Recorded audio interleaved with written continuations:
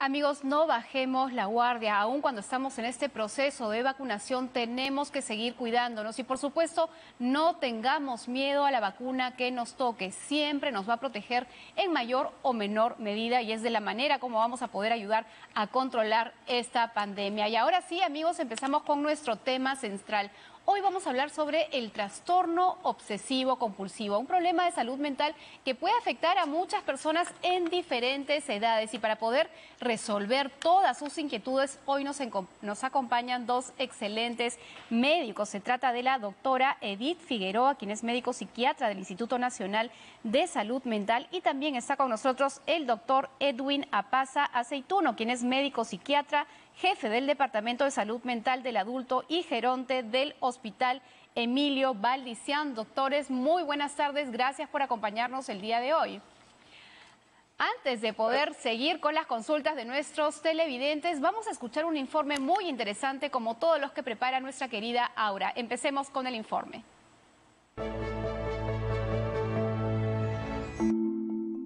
Muchas veces hemos escuchado y utilizado el no, lo que tú tienes es TOC, haciendo referencia a alguna conducta que determinamos como obsesiva en alguien. ¿Pero qué es realmente el TOC? El trastorno obsesivo compulsivo es un trastorno que se origina en el cerebro. El cerebro de las personas con TOC funciona de manera diferente. Es decir, el cerebro hace que la persona tenga que repetir muchas veces algunos comportamientos ante situaciones que son normales, pero que el cerebro percibe como peligrosas. El hecho es que se desconoce el origen de este mal funcionamiento del cerebro. Según estudios, mencionan que lo más probable es que no haya una sola causa de TOC, sino que el hecho de que la persona desarrolle el trastorno se deba a múltiples causas. Cuando se habla de trastornos mentales, el concepto de causa es más complicado que en las enfermedades físicas. Entonces, más que hablar de causas, es útil hablar de factores de riesgo o vulnerabilidades. Existen los factores genéticos y esto se debe a cuando una persona tiene diagnóstico de TOC. Esto puede incluir mayor probabilidad a que sus familiares descendientes lo padezcan, ya que los aspectos genéticos hacen que una persona sea más vulnerable al trastorno. Pero esto no quiere decir que si una persona tiene el trastorno, sus descendientes seguro que lo desarrollen. Además, no se sabe actualmente qué genes son los que están implicados en el TOC. Está también el estrés o situaciones traumáticas. Estas pueden activar los síntomas de TOC, pero esto no significa que el TOC esté causado por el estrés, pero sí que el estrés puede ser un disparador del TOC o mantener los síntomas del trastorno una vez que ha comenzado. Y si ponemos ejemplos de situaciones traumáticas, existe referencia de que niñas o adolescentes, tras sufrir de algún tipo de abuso sexual, desarrollan el TOC al hecho de querer mantenerse limpias todo el tiempo, evitar el contacto con desconocidos o no asistir a lugares públicos y llegando al extremo también de no levantar nada que haya tocado el piso, siendo todo esto un motivo de estrés y desesperación para ellas. El factor infecciones, según Clínic Barcelona, que es un hospital universitario dedicado a la docencia y la investigación, hace referencia de que en menores y adolescentes se ha descrito un subgrupo de pacientes con TOC de inicio muy brusco y que han tenido antes una infección, principalmente amigdalitis, y esta puede desencadenar un proceso autoinmune y provocar los síntomas obsesivos compulsivos. Finalmente, el TOC puede ir acompañado de otros problemas psicológicos. Por ejemplo, en menores y adolescentes, el TOC a veces va acompañado de tics, que son los movimientos repetitivos e involuntarios, o importantes problemas de atención. Tanto en adultos como en menores es habitual que se den también síntomas depresivos, como la tristeza excesiva, la desmotivación por la mayoría de cosas, entre otros. Además, es frecuente que las personas con TOC tengan problemas de ansiedad.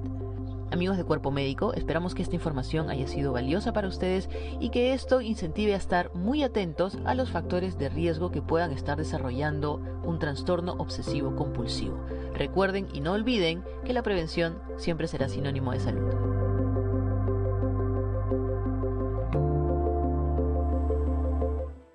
Ahora, muchísimas gracias por este informe que por supuesto no solamente es interesante, sino que además es útil y nos permite entender mucho mejor este problema de salud.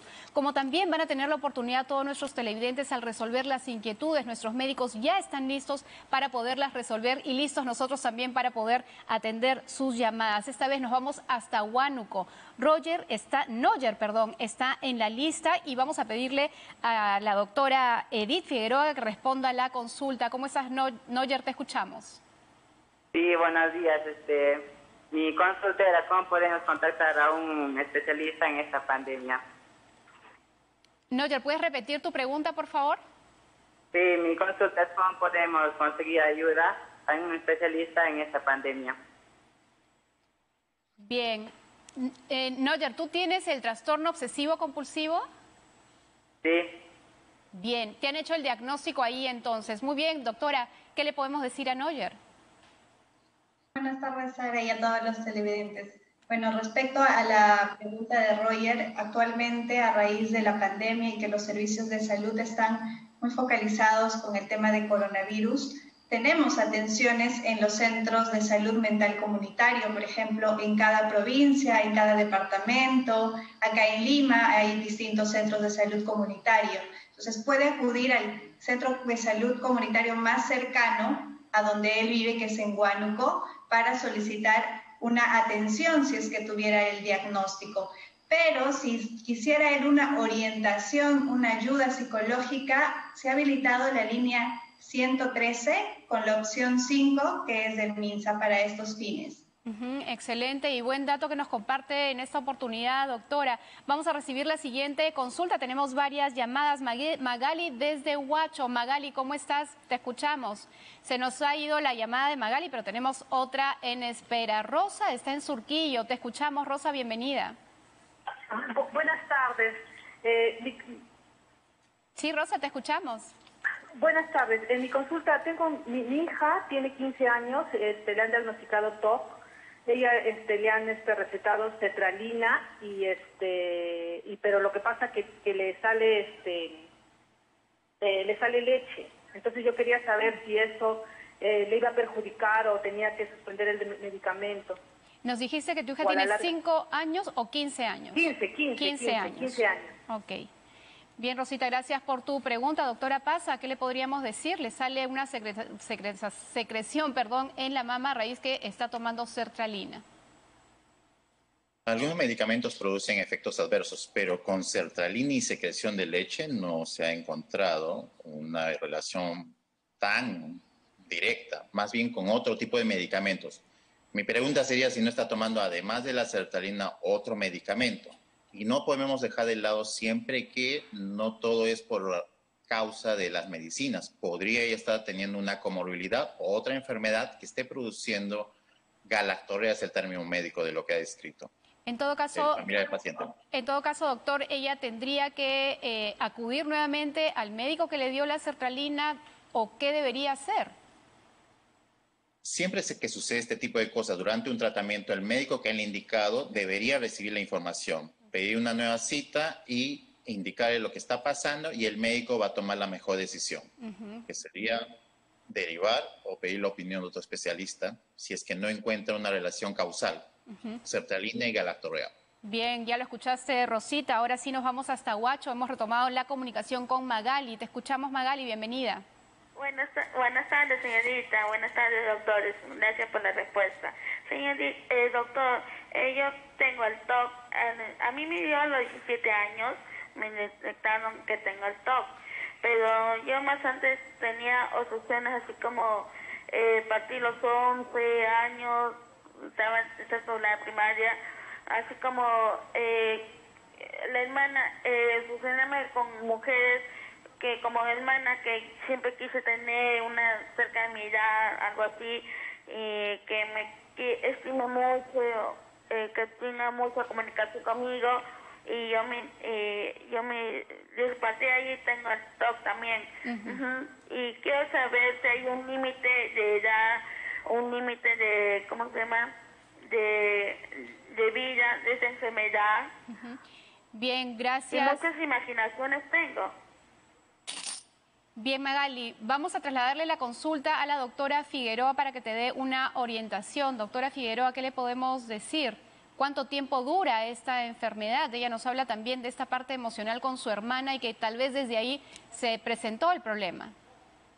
En general, el TOC puede comenzar desde edades tempranas, desde los 10 años de vida, ¿no? Es más frecuente su aparición entre los 18 y 25 años, pero se puede mantener muchos años, sobre todo si no hay una identificación de este trastorno temprano y no se ha dado un tratamiento regular a lo largo de la enfermedad. Entonces, la indicación con ella sería si actualmente ella está en tratamiento o no, ¿no? Si los pensamientos, es decir, las obsesiones están muy fuertes, al igual que las compulsiones, y están alterando ya su funcionamiento familiar, laboral, tiene que retomar el tratamiento con el centro que estaba llevándolo, o en otro caso, retomar el tratamiento también con los centros de salud comunitarios.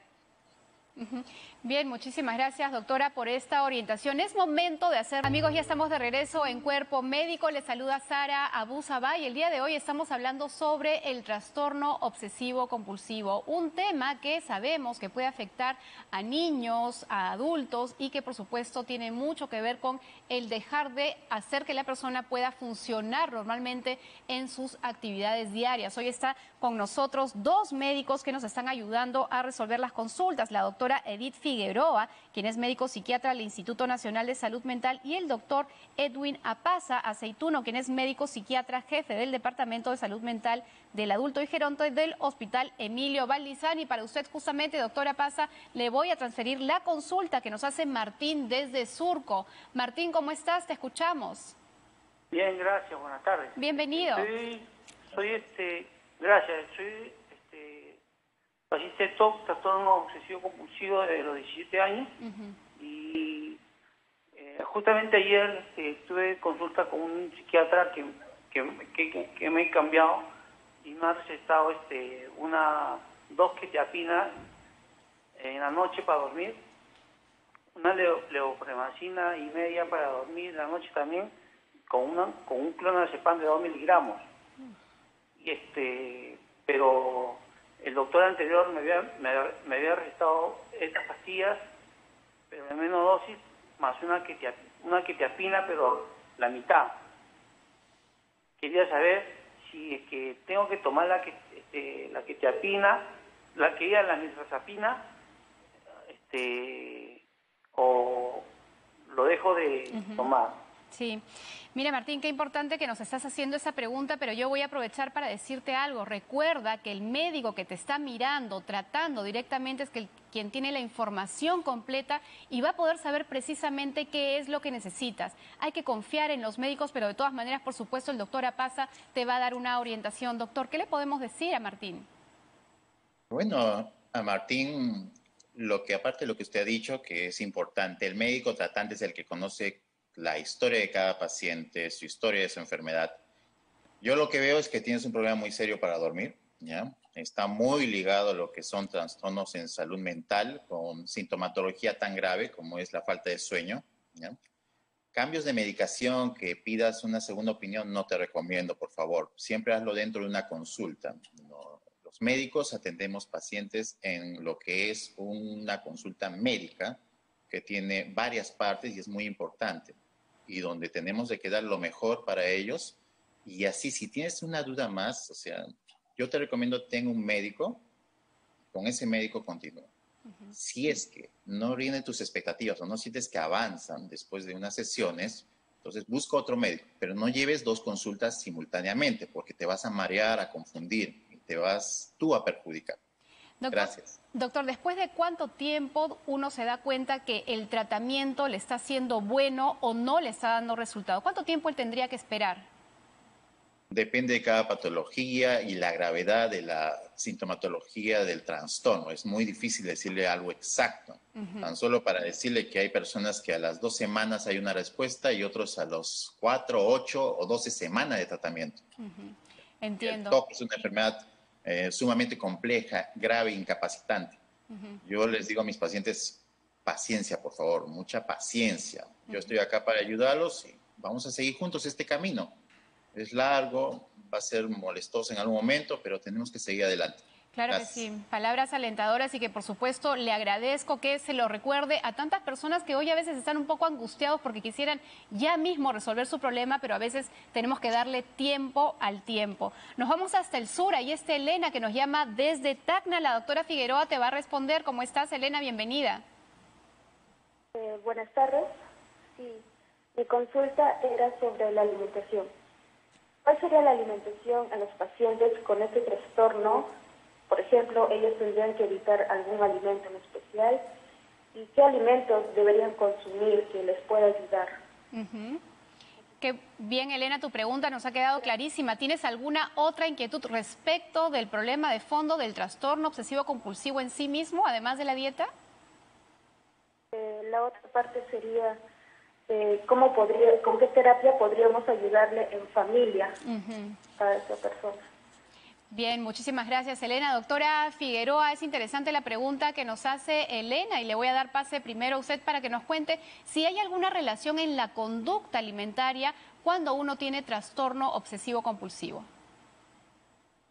En general, las personas con trastorno obsesivo-compulsivo pueden comer todo, ¿no? La recomendación es a todas las personas en general, las mismas recomendaciones, ¿no? Evitar consumo de grasa excesiva, por ejemplo, evitar el consumo de alcohol, evitar el consumo de café, que el café puede producir en ciertos momentos un poco elevar la ansiedad. Entonces, eso se tendría que evitar porque recuerden que la ansiedad es un componente principal del TOC. Sin embargo, doctora, perdone que le interrumpe ahí, pero hay algo que es interesante y que observamos desde la nutrición, digamos, en pacientes con trastorno obsesivo-compulsivo, que justamente se obsesionan también con el tema de la comida y a veces llegan a caer en comorbilidades como, por ejemplo, la anorexia, ¿no? De pronto están muy ansiosos porque tienen este temor de que se vayan a enfermar, tienen este pensamiento en la mente de que se van a enfermar y optan por una dieta sumamente nutritiva, saludable, y llegan pues hasta pesar cada gramo de cada alimento y se pasan horas haciendo eso. Muy bien, recordemos que el trastorno obsesivo compulsivo tiene varios contenidos, ¿no? Hay contenido de limpieza, hay contenido de duda, contenido de simetría. Entonces puede estar relacionado a muchas cosas. Claro que lo más común es la limpieza. Excelente. Entonces, puede haber una relación frente a la comida, pero me parece que lo que te estás refiriendo más es a una anorexia nerviosa, ¿no? Donde empiezan a pesar las calorías, se preocupan mucho por su figura corporal. Eso es otro trastorno, como bien lo dijiste, comórbido, ¿no? Puede existir una comorbilidad entre el trastorno obsesivo-compulsivo y la anorexia nerviosa, efectivamente. Gracias, doctora, ha quedado clarísimo y también comparto totalmente, una persona que tiene trastorno obsesivo-compulsivo no necesita una dieta diferente, sino más bien tener horarios de alimentación y alimentarse saludablemente. Y el pescado, por cierto, es algo que siempre me va a encantar recomendar cuando tenemos temas relacionados a la salud mental. Vamos a recibir a Talía, ella está en San Juan del Lurigancho y le vamos a dar esta llamada al doctor Apaza. ¿Cómo estás, Talía? Te escuchamos. Hola, buenas tardes. Quisiera saber, ¿qué pasa si cuando una persona con TOC, si puede presentar síntomas de paranoia, o sea, si en caso puede presentar síntomas de paranoia, ¿cómo sería el tratamiento adecuado? Porque tengo entendido de que también a prestar estos síntomas pueden tener una desconfianza hacia el terapeuta. Entonces, ¿cuál sería el tratamiento que podrían llevar estas personas? Doctora Paza, ¿qué le podemos decir? La paranoia, entendiéndolo como una desconfianza en extremo, hay que hacer una mejor entrevista, ¿ya?, en cuanto a qué significa para ella paranoia y qué es para mí. Si es que existe, digamos, voy a pensar paranoia y síntomas obsesivos, o sea, podemos hablar de que la patología está más grave o está muy complejo y que requiere un tratamiento, digamos, más agresivo de parte del médico especialista. Doctor, qué importante lo que acaba de mencionar, pero en todo caso, ¿qué podríamos entender como una paranoia tal cual? ¿Qué es una paranoia? La paranoia, entiéndase, o sea, el término es muy antiguo, ¿ya? Nosotros, por ejemplo, como médicos psiquiatras, entendemos, por ejemplo, que está dentro de lo que es una creencia irracional de que las personas van a hacerle algún tipo de persecución o que quieren hacer algún tipo de perjuicio en su contra, lo cual puede ser enfocada a un familiar o una persona X, a alguien que conoce o a todo mundo en general, para explicarlo de alguna manera. Gracias, doctor. Y bueno, el tiempo nos ha ganado y estamos listos para que ustedes, por favor, doctores, nos den una recomendación, una conclusión final sobre el tema. Doctora Figueroa, ¿qué podría recomendarnos? En general es muy importante lo que llamamos prevención primaria en este trastorno que es altamente prevalente. De 100 personas, 2 a 3 personas podrían desarrollar el trastorno obsesivo compulsivo. Entonces la prevención primaria incluye la psicoeducación, ¿no? Es necesario que las personas en general conozcan acerca de este trastorno. Bien, doctora Pasa, ¿qué podría complementar estas recomendaciones y sobre todo tal vez decirnos algo brevísimo sobre cómo nos damos cuenta que la persona está teniendo este tipo de trastorno, cómo empieza y qué hacer en ese momento? Caramba, pero ahí me comería bastante minutos. No, solamente tiene que ser breve. Ya. El TOC, realmente yo me uno a lo que dice la doctora Edith. O sea, para conocer esta patología tienen ustedes que buscar la mejor información de parte de los profesionales. ¿Sí? No solamente hablemos de psiquiatría, psicología o personas que están ligadas a la salud mental que les orienten qué es el TOC, en qué consiste. O sea, busquen información, no se queden, porque no estamos en el siglo XX. Hasta el Internet bien supervisado les puede abrir muchas dudas al respecto. Y si es que ustedes ven algo malo en que emocionalmente hablando ustedes necesitan ayuda, búsquenla. Hay profesionales dispuestos a poderles ayudar. Gracias. Gracias a ustedes, doctores, por habernos acompañado y, por supuesto, orientar a todos nuestros televidentes respecto del trastorno obsesivo compulsivo. Muchísimas gracias. Y, de hecho, vamos a